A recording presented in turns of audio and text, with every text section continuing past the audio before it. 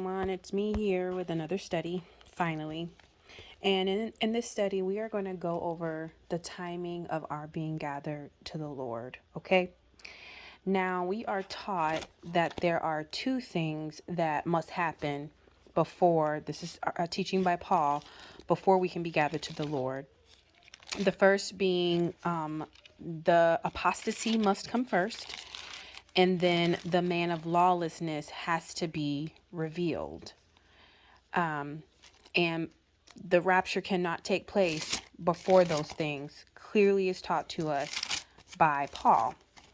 So we are going to get over to Thessalonians, 2 Thessalonians, and we're going to quickly read that, and then we're going to jump over to Daniel. So let's go to 2 Thessalonians 2. And it reads, now concerning the coming of our Lord Jesus Christ and our being gathered to him, This is concerning the rapture. We ask you, brothers and sisters, not to be easily upset or troubled, either by a prophecy or by a message or by a letter supposedly from us, alleging that the day of the Lord has come. Don't let anyone deceive you in any way, for that day will not come unless the apostasy comes first, and it has to come first. And then 2, the man of lawlessness is revealed, the man doomed to destruction. He opposes and exalts himself above every so-called God or object of worship, so that he sits in God's temple proclaiming that he himself is God. Okay, we know this is the Antichrist. Now, there are some key words here that we need to remember. It says he is the man of lawlessness, so he is the Antichrist. He is doomed for destruction. He opposes and he exalts himself above every so-called God. So he exalts himself above God, the God that we serve, right? And every object of worship, so that, listen, he sits in God's temple, proclaiming that he himself is God. So guys, listen, look at the order. The apostasy must come first, and then the man of sin is revealed. He is revealed as the man of lawlessness because he does these things here. He sits in the temple of God, claiming he himself is God. Okay? Now it goes on to talk about the restrainer, and I don't want to go down a rabbit trail and take up time. But it says here, it does says the mystery of lawlessness is already at work. But the one now restraining will do so until he is out of the way, and then the lawless one will be revealed. Okay? The Lord Jesus will destroy him with the breath of his mouth. This is how we know it's the Antichrist, and will bring him to nothing at the appearance of his coming, because the Antichrist is destroyed by Christ. Okay? And the coming of the lawless one is based on Satan's work with all kinds of false miracles, signs, and wonders, and with every wicked deception among those who are perishing. Okay? God sends them a strong delusion so that they will believe a lie. Okay? All right? And it says, those who did not believe the truth but delighted in unrighteousness. You guys know the rest. But the key points I want to make here is that he sits in God's temple. Okay? So we know that the abomination of desolation is the event, because it's concerning desecration of the temple. If another man is sitting in God's seat, claiming himself to be God, that is a desecration of the temple, among other things that might take place during that time, okay? So these are important. So my point here is that we have focused the apostasy as being one that is like happening right now, like a Christian apostasy of people falling away from the Christian faith. But guys, think about it for a second. We're being gathered. That means taken out of here. So I don't think that this apostasy is concerning the church. It's concerning those that will be left to go through the tribulation. Okay? Now, it's my belief that the apostasy is not one of Christianity, where people are falling away from the Christian faith, but that the apostasy is of, these are Israelites who are falling away from the law, the holy law, okay? Remember, the abomination of desolation is an event that is concerning the Jewish temple. It is concerning an offense against Israel, which has nothing to do with the church, right? The Jewish temple has nothing to do with the church, okay? Notice how these are coupled together. They happen together, all right? So these apostates, which are people, guys, to be an apostate, it means you turn your back on a belief system that you once, a belief system that you previously believed in. You turn away from that, okay? So listen, it just doesn't make sense in my view for this apostasy to be a Christian apostasy, because people have been falling away from the church since the church began. So that just doesn't make sense. It has to be an event that we can look to, where we can say that's it. Because of, people have been turning away from the Christian faith since the beginning of time, since not the beginning of time, but since the beginning of the church, since it was established. We know this can't be a Christian apostasy, right? Because if it's a Christian apostasy, that means we can't really look to any single one event to get an idea of the gathering to the Lord, right? So it's my belief that this apostasy is a moment in time, along with the abomination of desolation. It's concerning people who turn away from a belief system. In this instance, this will be a religious belief system that they previously believed in. They turn their backs on it. And I have some scripture that I believe supports this view, okay? So we're going to jump over to Daniel 8. All right, we're going to start there, and then we're going to work our way forward.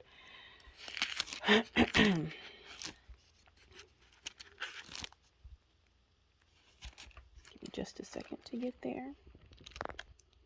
All right, so starting at Daniel 8, we're just going to read through, all right? And it reads, I want to skip that part there, but I want to get over to right here where it says, okay, so yeah, okay, I looked up and there was a ram standing beside the canal. And then it says, he had two horns. The two horns were long, but one was longer than the other, and the longer one came up last. I saw the ram charging to the west, the north, the south. No animal could stand against him, and there was no rescue from his power. He did whatever he wanted and became great.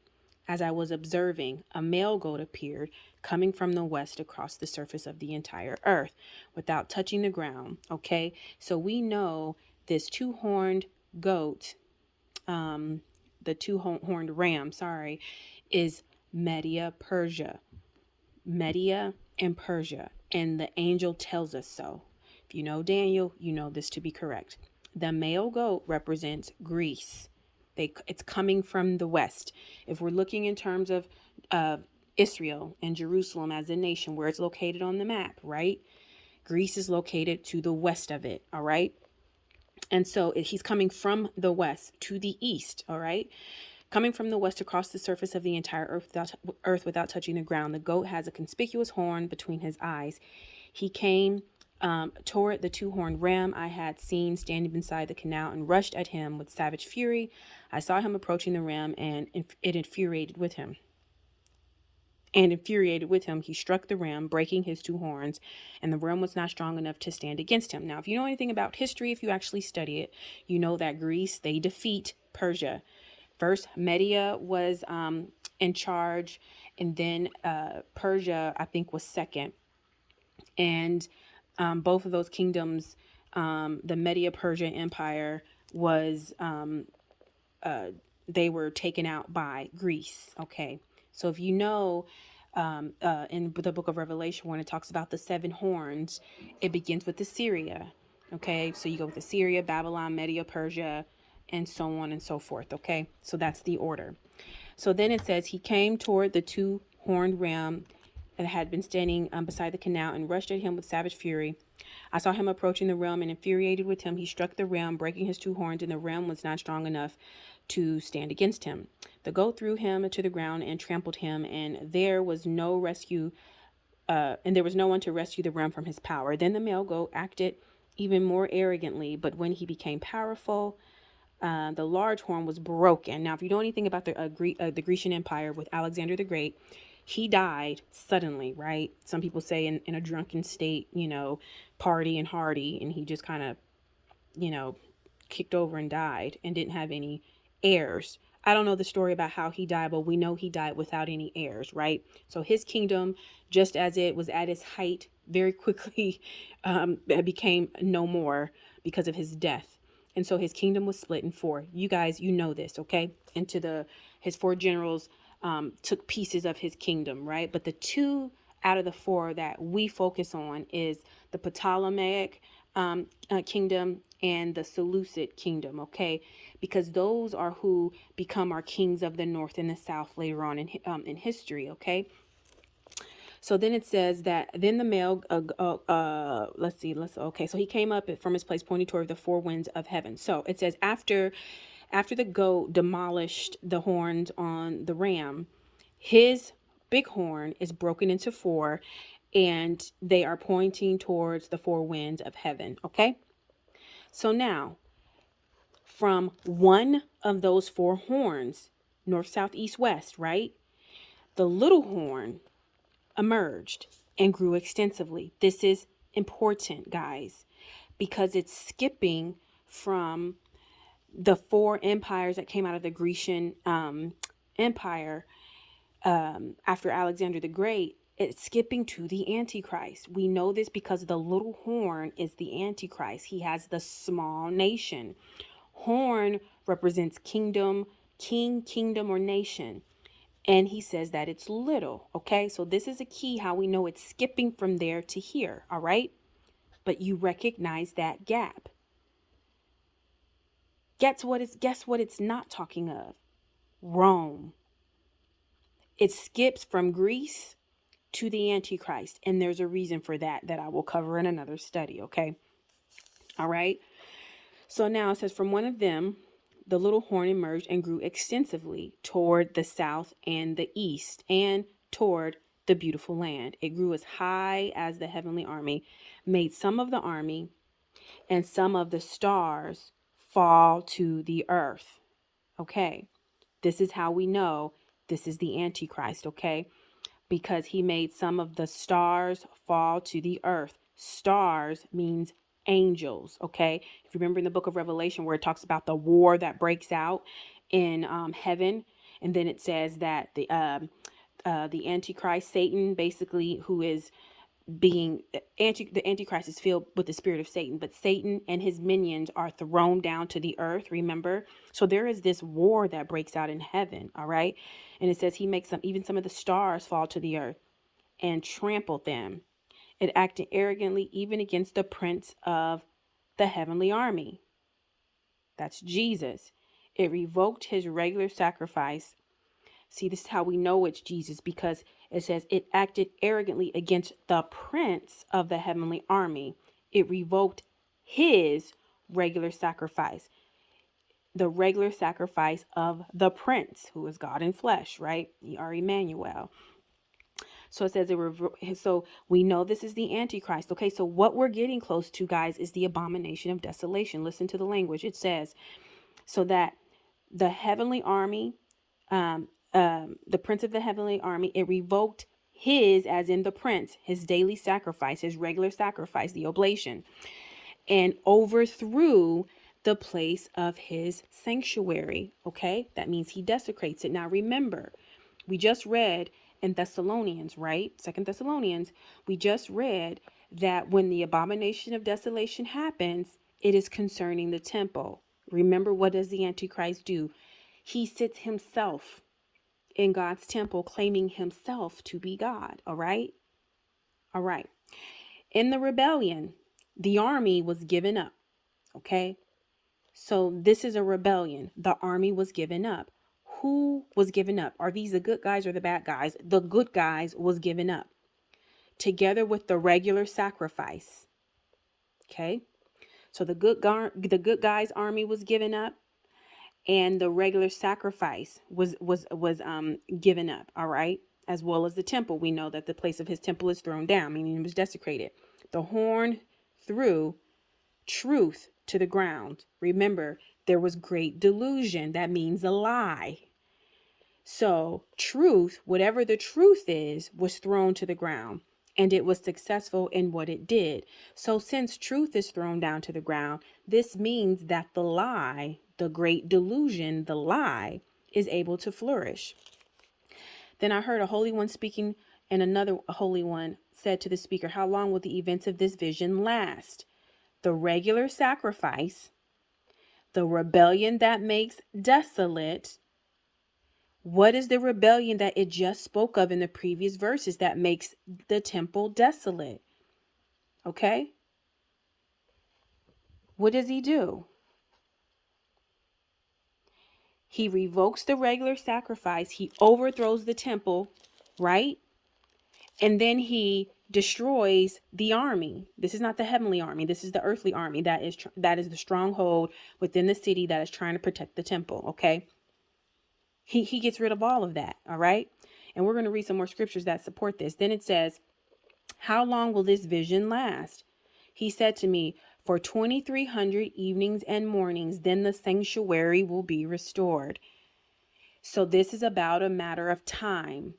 He's asking how long, and he tells him how long. 2,300 evenings and mornings, guys. We went over this in one of my previous studies. I'll put it in the description box. But remember, one evening, one morning equals one day. So what you need to do is take 2,300 and divide it by 2. And that will give you 1,150 days, okay? So basically, it is almost 3.5 years. It's shy, only 4 months. So basically, you get to 3 years and 9 months. Basically, it ends from Tishri 1, which is 7-month, first day. That is Feast of Trumpets. It ends on the 7th year in Kislev, which is the 9th month, on the 25th day, which is Hanukkah, which just so happens to be the same exact day that the Jewish temple in the book of Maccabees was restored after it was desecrated, and they reclaimed the temple, destroyed their enemy's army, and they were able to cleanse the temple and restore it. That's where we get the Feast of Hanukkah. It's on the 25th in Kislev, which is the 9th month, on the 25th day. That will get you from Tishri 1 in year 4. That means middle of the week, guys. 3.5 years in, middle of the week, Tishri 1. Counting 1,150 days forward gets you to the 7th year, Kislev, 9th month, 25th day. I'll put that study in the description box, okay? So he says, while I, Daniel, was watching the vision and trying to understand it, there stood before me someone who appeared to be a man. I heard a human voice calling from the middle of the Ulai. Gabriel, explain this vision to explain the vision to this man. So he approached where I was standing. When he came near, I was terrified and fell face down. Son of man, he said to me, understand that the vision refers to the time of the end. While he was speaking to me, I fell into a deep sleep with my face to the ground. Then he touched me, made me stand up, and said, here I am to tell you what will happen at the conclusion of the time of wrath, because it refers to the appointed time of the end. Remember, it is referring to the time of the end. I have heard several people speak to me about how the 2,300 evenings and mornings prophecy, is about a time that is in the past. We were just told when this time period is. He says it refers to the time of the end. So let's not make it refer to anything else except for what the scripture told us it's for, the time of the end, okay? So he says, I'm here to tell you what will happen at the conclusion of the time of wrath. I am here to tell you what will happen at the conclusion of the time of wrath, because it refers to the appointed time of the end. Okay? When is the conclusion of the time of wrath? 1,260 days from Tishri 1 in year 4. Middle of the week forward. Okay? So now it says here, the two-horned ram that you saw represents the kings of Media and Persia. The shaggy goat represents the king of Greece, that is Alexander the Great. And the large horn between his eyes represents his first king, that is Alexander the Great. You see it, I have it in my notes. The 4 horns that took the place of the broken horn represents 4 kingdoms. They will rise from that nation. The only group that arises right after that are the 4 generals kingdoms, right? And they will rise from that nation, but without its power, which we know this to be true if you study secular history. Okay, you don't need the Bible to know these things. All right. So the 4 kingdoms were Cassander, Lysimachus, the Ptolemaic, and the Seleucid. Those 4 came after Alexander the Great died. Okay. But notice how there's no there's no speaking about Rome, and that is for a reason. We will go over that in another study. Okay, people get confused because they want to throw Rome in here because consecutively Rome would come right after this, right? But we're skipping over Rome. And that is for a reason, guys. Okay, we'll go over that in another study. Okay, so this says that near the end of their kingdoms, when the rebels have reached the full measure of their sin, a ruthless king skilled in intrigue will come to the throne. His power will be great, but it will not be his own. He will cause outrageous destruction and succeed in whatever he does. He will destroy the powerful along with the holy people. He will cause deceit to prosper through his cunning and by his influence. And in his own mind, he will exalt himself. Who is this? This is the Antichrist. Okay, let's go back and see what it says again. Okay, when the rebels have reached a full measure of their sin, a ruthless king skilled in intrigue will come to the throne. So, guys, it is skipping from those 4 nations that come out of Greece to the Antichrist's kingdom. Okay. And for another study, we're going to figure out why that is. See, when it comes to empires, there is always a remnant, right? So, for example, how the Ottoman Empire, like the remnant of the Ottoman Empire would be Turkey, the Turkish Empire, right? Turkey. They are the remnant of the Ottoman Empire, okay? But just like that is, the same can be said for the empires that will, or the Antichrist empire, because he comes out of one of the 4. And we will trace that in another study, okay? That's not the point of this study. But, it says, when the rebels have reached a full measure of their sin, a ruthless king skilled in intrigue. Guys, I want you to look up these words, okay? Intrigue. What does that mean? Okay, I know I looked it up. Let me see if I can find it quickly in my notes. Give me 1 second. Okay, so I have defined intrigue right here in my notes. Intrigue, the secret planning of something illicit or detrimental to something or someone. Okay, so this is basically scheming. This is scheming, okay? He will come to the throne. His power will be great, but it will not be his own. That's because his power will come from Satan. He will cause outrageous destruction and succeed in whatever he does. He will destroy the powerful along with the holy people. Well, the holy people aren't Christians, guys, because by this time, we know this isn't Christians that are going to be destroyed here. All right. The holy people in this instance, I believe, is the 144,000 and the 2 witnesses. Okay. Along with the righteous who come to faith during the tribulation. All right. That order and that timeline you'll have to go back to some of my previous studies to get that. Okay. So he will destroy the powerful along with the holy people. He will cause deceit to prosper through his cunning and by his influence, and in his own mind, he will exalt himself. Remember, we said he exalts himself. So we know this is the Antichrist. He will destroy many in a time of peace. Remember in that previous study that we talked about how the first 3.5 years was a time of peace. Fake peace, right? He signs a peace treaty for 7 years and he breaks it in the middle of the week according to Daniel and according to Matthew 24. Okay? So technically this is supposed to be peacetime. And he's the one that is reneging, okay? So it is technically peacetime according to the agreement that he's breaking. All right, so now it says that he will prosper and it says he will destroy many during a time of peace. He will even stand against the prince of princes. We just said who that was. Yet he will be broken, but not by human hands. We know this because Christ is the one who destroys him, okay? And when it says he comes against the prince of princes, that is at the battle of Armageddon. So the vision of the evenings and mornings that has been told is true. Now you are to seal up the vision because it refers to many days in the future. Okay, so now I want to skip over to Daniel 11. All right. But let's go to Daniel 9 and let's just get this little piece in where it says the people of the coming ruler. Here, the ruler is the Antichrist. Now look, the people of the coming ruler, okay, will destroy the city and the sanctuary. The end will come with the flood, and until the end there will be war, desolations are decreed. He will make a firm covenant with many for 1 week. This is a covenant of peace. This is how he comes and destroys during a time of peace, because he signs a covenant of peace. This is where we get the idea that it's a peace treaty. How can he come during a time of peace if he's making war, unless he signs some agreement to peace?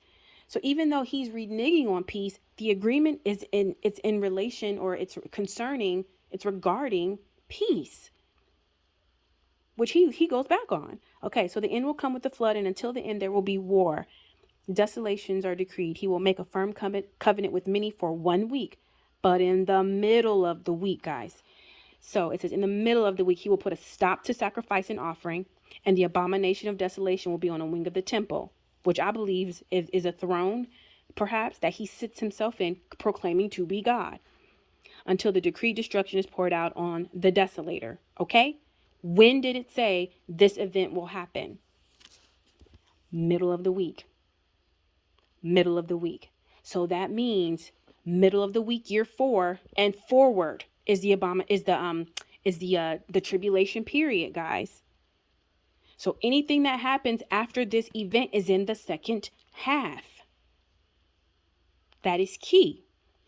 Now, let's skip over to, so now that we know when the man of sin is revealed, middle of the week, when he sits his bottom on a throne in the temple of God, as we just read in the previous verses, claiming himself to be God. See, he puts a stop to the sacrifice, just like we just previously read. And remember, it says that he sits himself in a seat, claiming to himself to be God, right? That's in the temple of God. We just read that in Thessalonians, right? That is the abomination of desolation when he is revealed according to Thessalonians. So that is the event that reveals him as the man of sin, the abomination of desolation. But what do we say have to happen before even that? The apostasy must take place, and we're getting to that. So let's skip to chapter 11. Okay, so now it says, so 3 more kings will arise in Persia, and the 4th will be far richer than the other. So there's 1 king sitting, there will be 3 more. And it says, by the power he gains through his riches, he will stir up everyone against the kingdom of Greece, which is Alexander the Great. Then a warrior will arise. And if you know history, you know that 4th king, he provokes Greece. And then Greece demolishes him, okay? Alexander the Great demolishes them. Then a warrior king will rise up. He will rule a vast realm and do whatever he wants. But as soon as he is established, this is Alexander the Great, his kingdom will be broken up and divided into 4 winds of heaven. Into the 4 winds of heaven, but not to his descendants, because he didn't have any heirs. It will not be the same kingdom that he ruled, because his kingdom will be uprooted and will go to others besides them. Okay, the king of the south will grow powerful. So now it's talking about the king of the south. Remember, it says Alexander the Great's, his kingdom was divided into 4, north, south, east, and west. Okay, so here now it's talking about the southernmost kingdom. All right, and now it says the king of the south will grow powerful, but one of his commanders will grow more powerful and will rule a kingdom greater than his. Okay, then it says after some years they will form an alliance, and the daughters of the king of the south will go to the king of the north to seal the agreement. And it says she will not retain power, and his strength will not endure. Okay, she will be given up together with her entourage, her father, and the one who supported her during those times.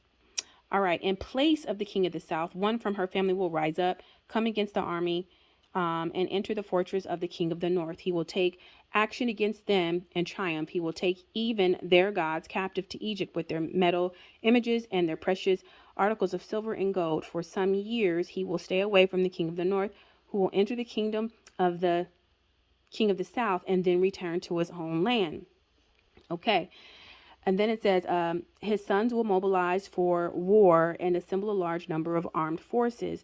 They will advance, sweeping through like a flood, and will again wage war as far as his fortress. Infuriated, the king of the south will march out to fight with the king of the north, who will raise a large army, but they will be handed over to his enemy. When the army is carried off, he will become arrogant and cause tens of thousands to fall, but he will not triumph. The king of the north will again arise, raise a multitude larger than the first. After some years, he will advance with a great army and many supplies. In those times, many will rise up against the king of the south.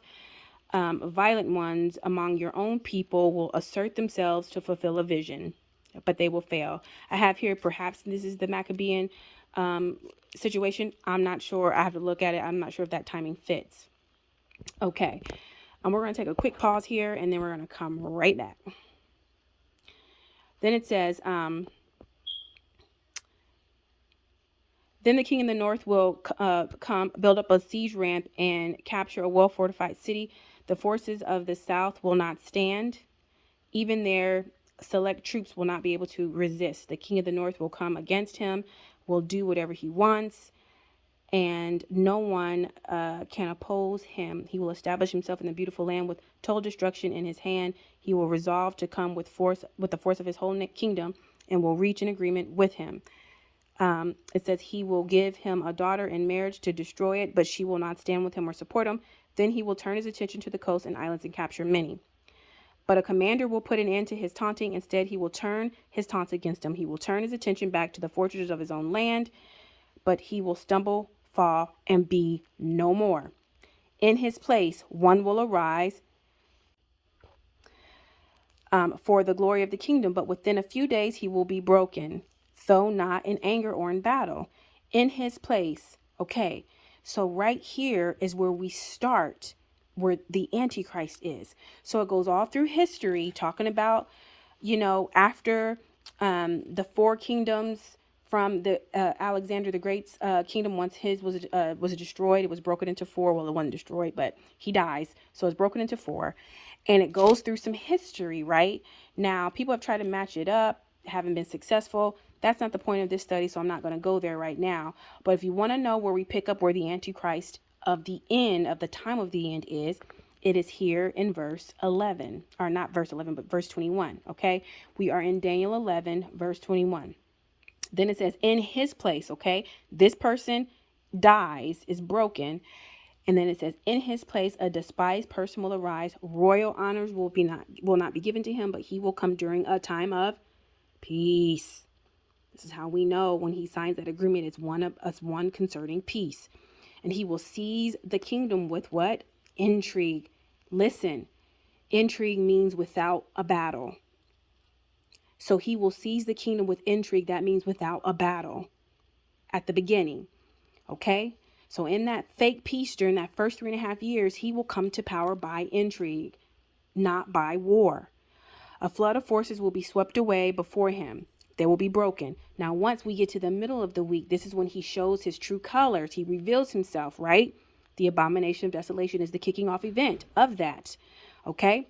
So then it says a flood of forces will be swept away before him. When it talks about a flood, we know it means armies. Here's your proof. A flood of forces, that means armies, will be swept away before him. These are the good guys. They will be broken, as well as the covenant prince. Now, this covenant prince is not Jesus, right? Because we know that Jesus is in heaven and no one will break him. He is coming to break. This covenant prince, in my view, is whoever the leader is of Israel, who is the other side of the agreement. So this agreement of peace takes two sides, right? So that means the Antichrist, he is in agreement with another nation. That would be Israel. So he signs, and then Israel's leader signs. That's who I believe this covenant prince is. And it says, after an alliance, this is the 10-horn beast alliance, is made with him. He's confident now because he's got all his minion nations on his side.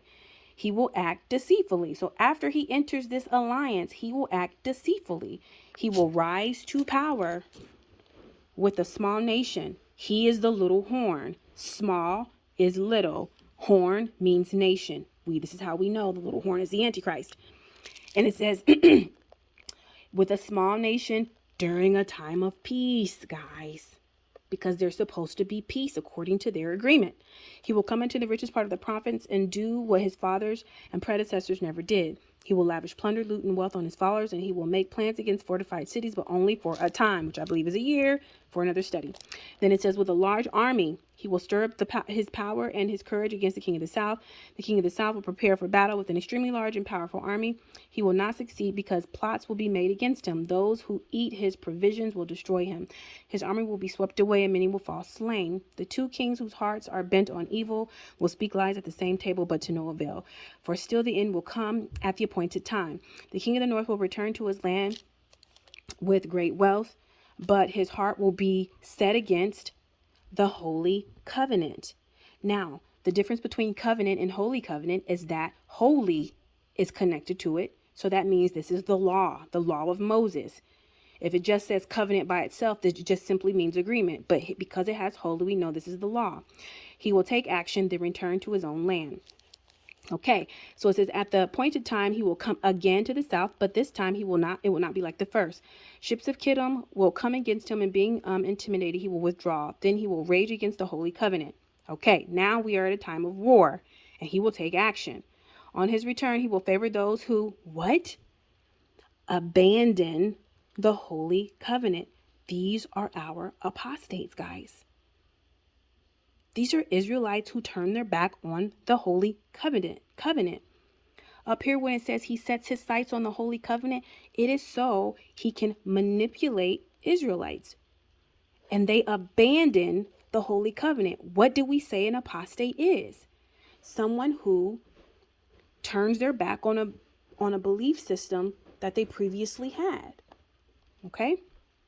His forces will rise up and desecrate the temple fortress. His forces. These are the apostates, guys, because those who abandon the holy covenant are the apostates who joins his ranks. They join the rank of the Antichrist, and those forces now desecrate the temple.